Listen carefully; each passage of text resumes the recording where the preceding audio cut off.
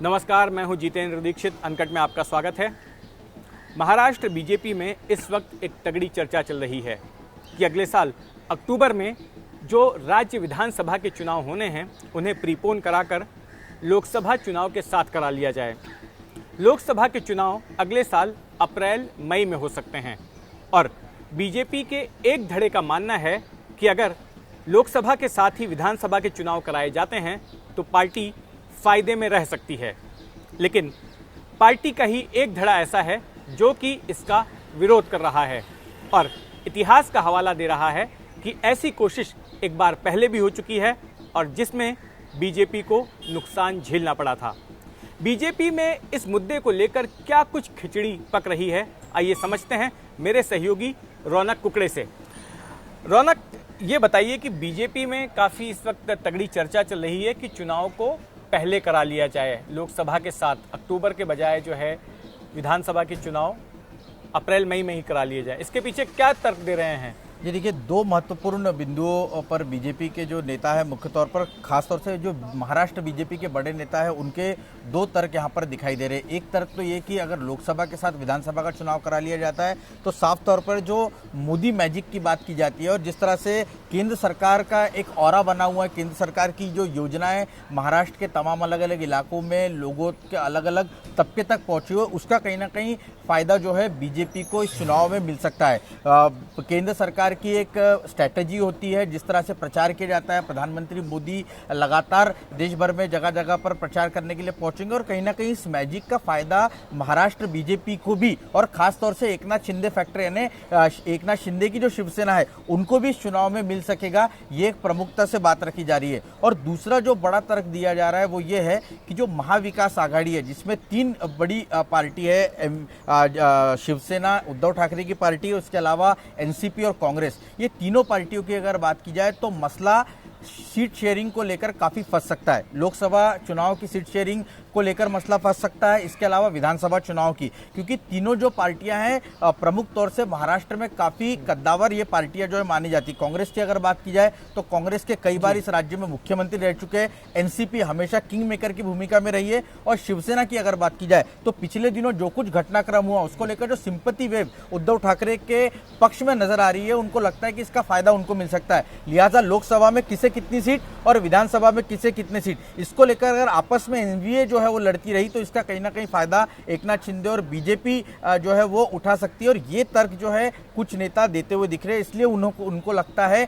कि वो भारतीय जनता पार्टी के जो केंद्रीय नेतृत्व है उनके साथ भी इस संदर्भ में बातचीत चल रही है और उनको लगता है कि लोकसभा के साथ 6 महीने पहले यानी अप्रैल मई 2024 में विधानसभा के चुनाव भी महाराष्ट्र में करा लिए जाए। लेकिन रौनक, पार्टी का एक धड़ा ऐसा भी है जो कि इसका विरोध कर रहा है और उसका ये कहना है कि 1999 में भी इसी तरह का प्रयोग बीजेपी की ओर से किया गया था और उसमें बीजेपी को नुकसान उठाना पड़ा था, बीजेपी को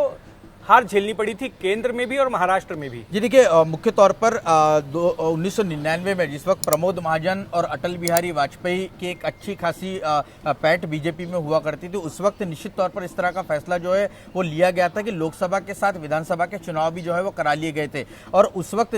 जो शिवसेना बीजेपी की गठबंधन की सरकार थी, बाला साहब ठाकरे जैसे करिश्मेटिक लीडर महाराष्ट्र में थे, प्रमोद महाजन जैसे लीडर महाराष्ट्र में थे और उनको लग रहा था कि इंडिया शाइनिंग का जो नारा दिया था वो कहीं ना कहीं लोगों तक पहुंच गया और उसका फायदा और अटल जी की जो एक इमेज थी उसका फायदा निश्चित तौर पर महाराष्ट्र की सरकार को पहुंचेगा। लेकिन वैसा हुआ नहीं और काफी नुकसान जो है वो शिवसेना बीजेपी को उठाना पड़ा। मैं काफी नुकसान इसलिए कह रहा हूं क्योंकि उसके बाद लगभग 15 साल लग गए शिवसेना बीजेपी की सरकार आने को। तो कई जो वरिष्ठ नेता है वो ये भी राय रख रहे हैं कि लोकसभा का चुनाव हो जाने दीजिए और उसके बाद जब विधानसभा का चुनाव होगा तो अगर प्रधानमंत्री मोदी के नेतृत्व में केंद्र में बीजेपी की सरकार आती है तो यहाँ पर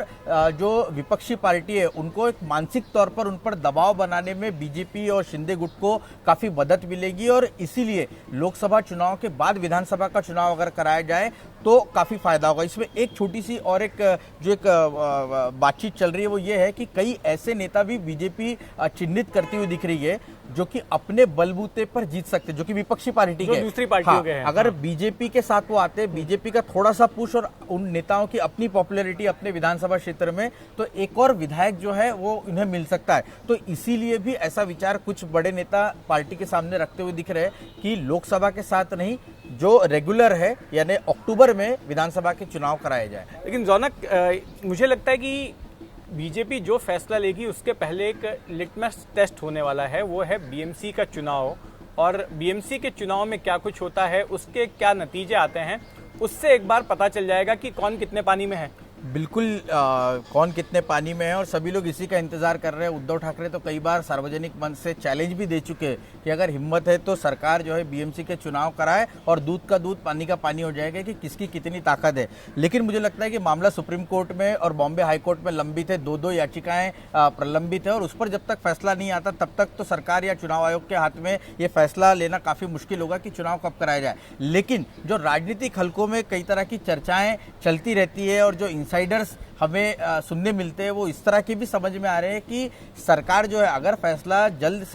बॉम्बे हाईकोर्ट का या सुप्रीम कोर्ट का नहीं आता है तो ये चुनाव जो है विधानसभा चुनाव के वक्त कराए जाए या फिर लोकसभा चुनाव के बाद कराए जाए। बीजेपी ये चाहती है कि अगर प्रधानमंत्री मोदी का जो मोमेंटम है लोकसभा में अगर जीत तो बीजेपी को मिलती है तो निश्चित तौर पर इस मोमेंटम का फायदा जो है कहीं ना कहीं एकनाथ शिंदे और बीजेपी गठबंधन को बीएमसी चुनाव के वक्त भी मिल जाए। मुख्य तौर पर अगर मुंबई की बात की जाए तो आज भी भले ही एकनाथ शिंदे के साथ 40 विधायक चले गए हो, लेकिन अगर मुंबई स्पेसिफिक की बात की जाए तो उद्धव ठाकरे और उनकी पार्टी के को लेकर एक सिंपैथी वेव मुंबई में जरूर नजर आती है। मतलब उनका पलड़ा भारी नजर आ रहा है। बिल्कुल बिल्कुल बिल्कुल जी बिल्कुल। तो आपने सुना, रौनक समझा रहे थे कि किस तरह का विचार मंथन जो है इस वक्त बीजेपी में चल रहा है विधानसभा के चुनाव जल्द कराने को लेकर। और दो धड़े हैं, एक धड़ा है जिसका मानना है कि मोदी की कथित लोकप्रियता का फायदा मिल सकता है अगर लोकसभा चुनाव के साथ विधानसभा चुनाव कराए जाते हैं, और दूसरा धड़ा ये है कि उसका ये कहना है कि इतिहास से सबक लेकर ऐसा नहीं करना चाहिए, ये करना एक गलती होगी।